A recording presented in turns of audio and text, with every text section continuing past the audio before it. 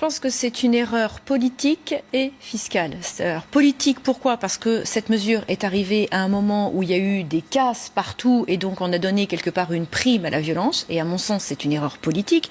Et c'est une erreur aussi sur le plan budgétaire, sur le plan financier, parce qu'on voit effectivement ça coûte très cher.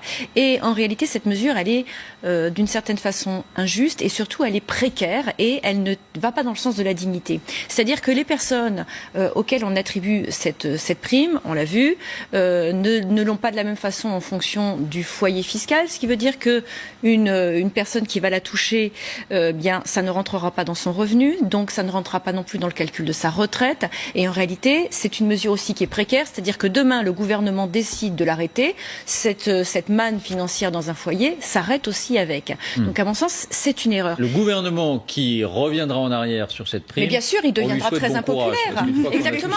Voilà, il deviendra très impopulaire. Mais ce qui aurait été une vraie mesure courageuse, ça aurait été de s'intéresser aux salaires, aux bas salaires, peut-être de les revaloriser, mais en contrepartie de donner aussi des améliorations fiscales aux entreprises, non pas sur le SMIC, mais bien sur la création d'emplois. Et ça, c'est pas une mesure qui a été valorisée. C'est dommage parce que, à mon sens, il aurait mieux valu agir directement sur les salaires et offrir quelque chose de pérenne et surtout qui permet d'avoir de la dignité aux personnes qui le touchent. Parce que toucher une prime, c'est une fois de plus aller tendre la main et toucher une allocation, alors que la dignité, c'est justement de vivre de son travail. C'est ce que demandaient les Gilets jaunes. Donc à mon sens, c'est un pansement qui, malheureusement, le jour où il faudra le retirer, sera très douloureux.